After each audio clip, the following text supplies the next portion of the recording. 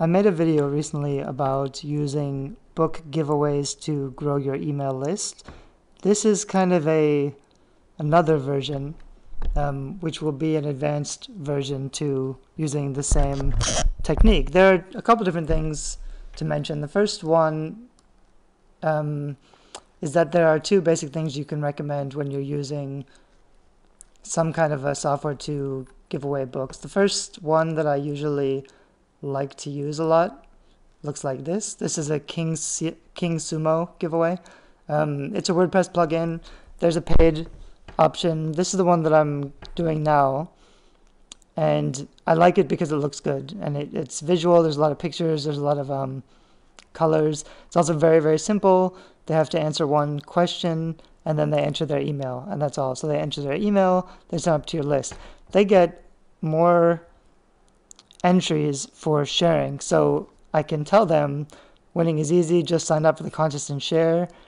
You do have to tell them exactly what you want them to do and how the contest is going to work, but they sign up, then they'll get another email saying if you keep sharing you'll get more chances to win. So the idea of it is that even if you already have a list, like maybe I have a list of 1,000 people, it may not make sense to tell them about the giveaway, except if you ask people to share your list with other people, they wouldn't share it. But if you get your 1,000 people to sign up for a giveaway and then give them the opportunity to share your giveaway with other people, basically what they're doing is they're marketing for you and getting their friends to sign up to your email list so that you get more people on your list. So this works really well.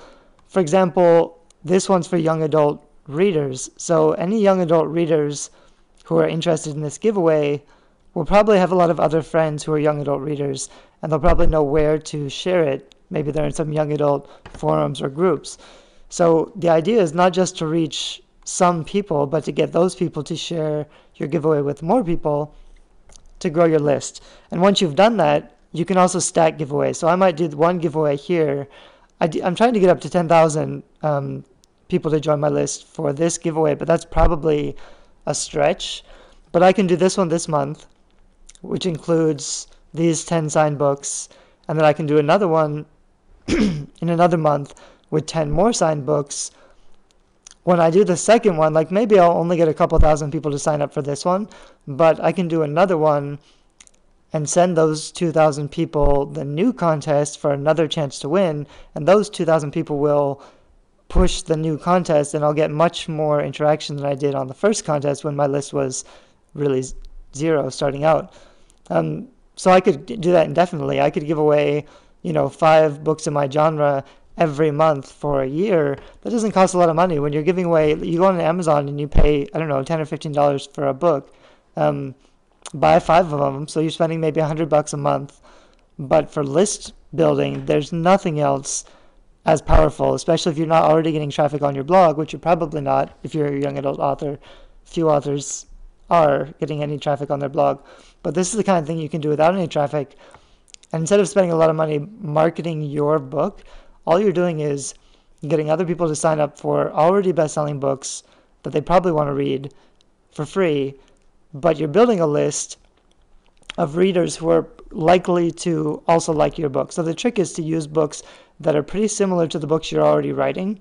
You want to make sure your books are amazing and have great covers and you have a nice website and everything too.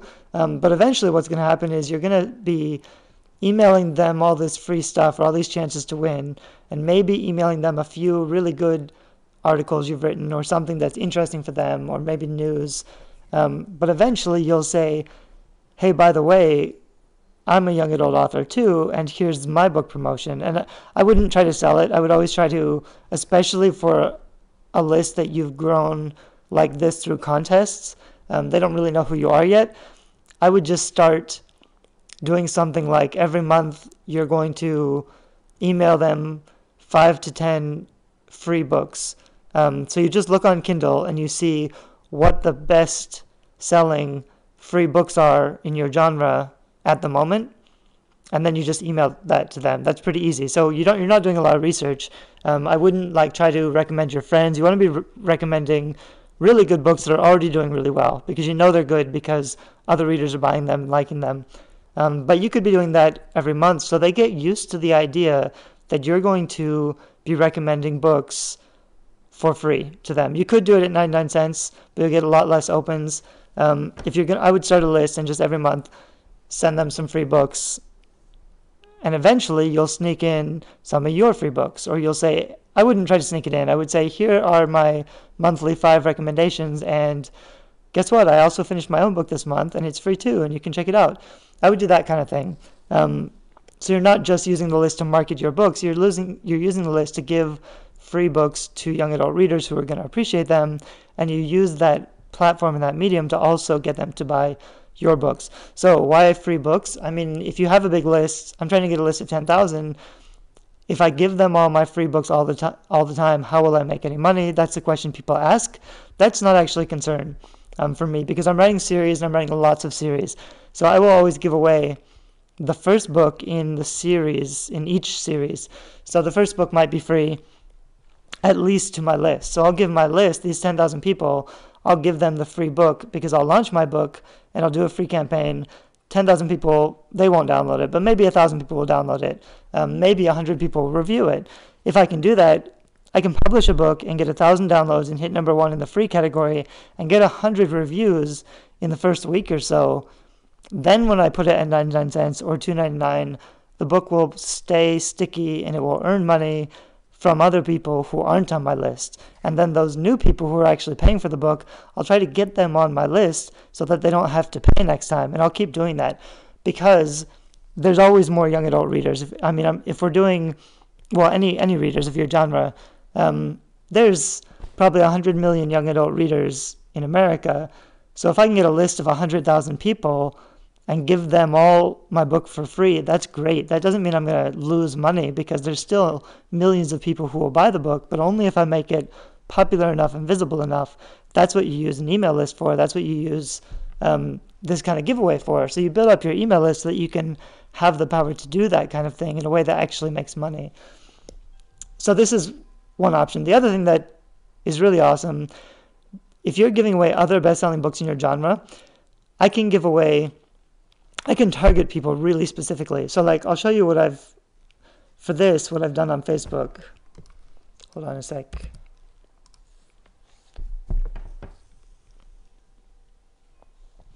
On Facebook, I mean, the thing that you're going to be tempted to do is just say, hey, I'm running a giveaway, and try to get people to share it. And that's okay. It works sort of well. But if you're targeting like fans of young adult fiction, that's really broad, and they're less likely to respond to it. Let me find the thing I'm running now.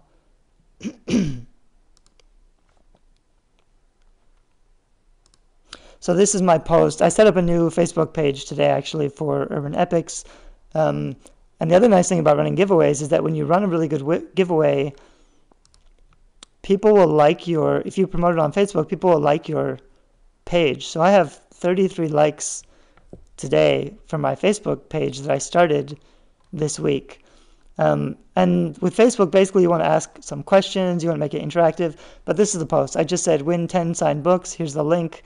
I named all the authors in here that are participating.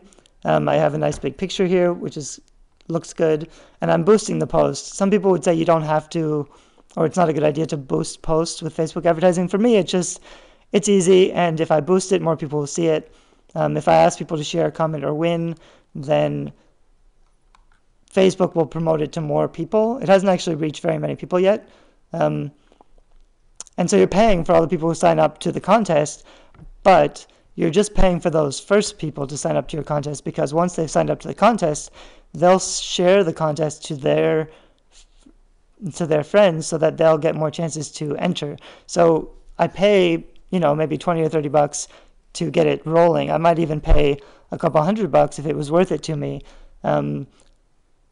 And then I target people who like young adult fiction or something like that. But something that works even better, which I'll probably do also, is post specific posts for each book. So I'll say, win a copy of Winter by Marissa Meyer, and then I'll target people who like Marissa Meyer, and I'll say, do you like Marissa Meyer? Then share this book to win a free signed copy of Winter. I can do that for each book so that my targeting is extremely specific.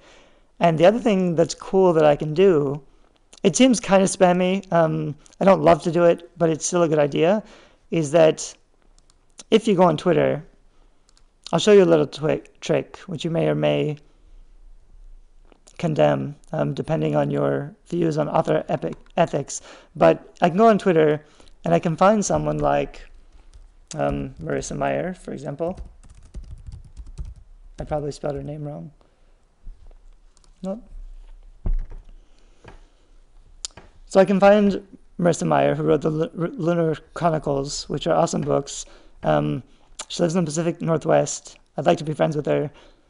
And I could say, hey, I'm running a giveaway, and I'm giving away a copy of Winter. Could you share it? I could either email her directly. I could send her a private message.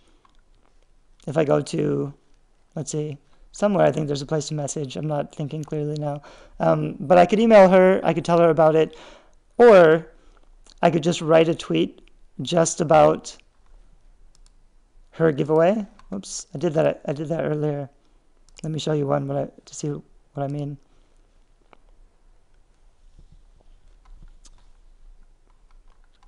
So something like this. Win a signed copy of Walk on Earth and 9 other young adult books, and then I tag Ray Carson, who's the author of this book, and I have a picture of this book. So this gets really specific.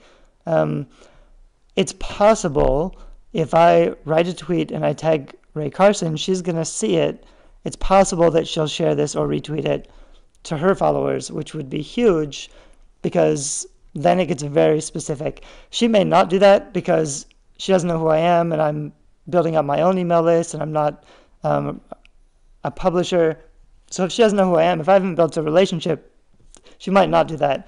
There's better ways. Like I could try to interact with her first, or reply to some of her tweets, or like or retweet some of her stuff so that I get on her radar first. Otherwise, it probably wouldn't work. But the other thing that you could do is write a tweet, and instead of tagging a person, oops, let me find, I'll go to Ray Carson. Instead of just tagging her or hashtagging her book, which I could do, I could also tweet to her. And because this isn't a private message, I believe if I tweet to her, other people will see this too. So even if she doesn't reply, and she might be more likely to reply because I'm tweeting to her, and if I was tweeting to her, I would just say, instead of tweeting, hey, win this signed copy, I would say, hey, I'm giving away a copy of your book. Maybe I'd ask her to retweet it, but maybe I would just say, hey, I loved your book so much, I'm giving away a signed copy. She might reply and say, that's cool, thanks. If she does that, that interaction shows up on her page in front of her readers. So even that little interaction, even though she's not technically sharing it, it's easier for her, and the interaction shows up on her page, and I'll get a lot more visibility. So it's the kind of thing you can do with other authors. It's not necessarily the best way to start off building a relationship, but you certainly can do it that way. These are people who are sharing the contest and signing up. Let me go back to that page. Let's see, on Facebook. So I could do that way. I could target people very specifically. I could interact with the authors of each book very specifically and telling them I'm giving away a copy of your book. It helps that these are signed books, which makes the giveaway a little cooler, but you could do it without it being signed. The bigger you do it, the better results you'll get. You want to pick books that are really similar to what you're writing. Like when I publish specifically a mermaid romance book, I might give away 10 copies of other mermaid romance fiction, and then I would tell those other authors that I was giving away their books. And actually for that, like when I'm getting that specific, because I really want to make relationships with other mermaid fiction authors, because they're not that many and they're not that big. There's a lot of independent, self-published mermaid fiction authors who are doing really well, who are a lot more approachable than these mainstream, traditionally published, best-selling young adult authors. So for the mermaid stuff, I would want to email them and ask them if they'd like to participate in a giveaway, and I would say, I will buy a copy of the book if you'll sign it and send it to me and be part of my giveaway. Most authors are probably going to do that. The big ones who are represented traditionally, they might not, because they probably have a publicist and there's probably rules about what they can do and what they can't do. But you can do that with other indie authors, and they'll probably say, sure, that's awesome, that's great. Then I can run a giveaway of our 10 young adult fiction books, and those indie authors will promote the giveaway because they know, I told them beforehand, they know what they're getting into, they know what's coming, so they'll promote it to their followers. And if all goes right, if I find, 9 other mermaid romance fiction writers, young adult writers, to participate, and they all have their own platform of 1,000 readers and their own email lists, ideally I could get a lot of those people to sign up to my contest, to my list, and then when I have my mermaid romance fiction novel done, I can send it to them, and those would be ideal, very targeted readers. And you might even want to keep that separate. So instead of putting them into like my general young adult readers list, I might just build a list for people who like to read mermaid romances. It's very specific and very targeted, so you can give them content and you can get them to help you promote very specific books. I don't know if that's worth it, or if you could just, like my list is young adult readers, but I really want them to just be people who like young adult fantasy or paranormal romance or dystopian, which is why I choose books pretty carefully to run in my giveaways. So this is kind of dragging on, but I'm not done yet. Besides King Sumo, which is this one, the other thing that a lot of people use, actually I'm going to make another video, and I'm going to talk about Rafflecopter, which does some other things. And so I'll make another video to add after this, specifically about Rafflecopter and how to use it differently from King Sumo.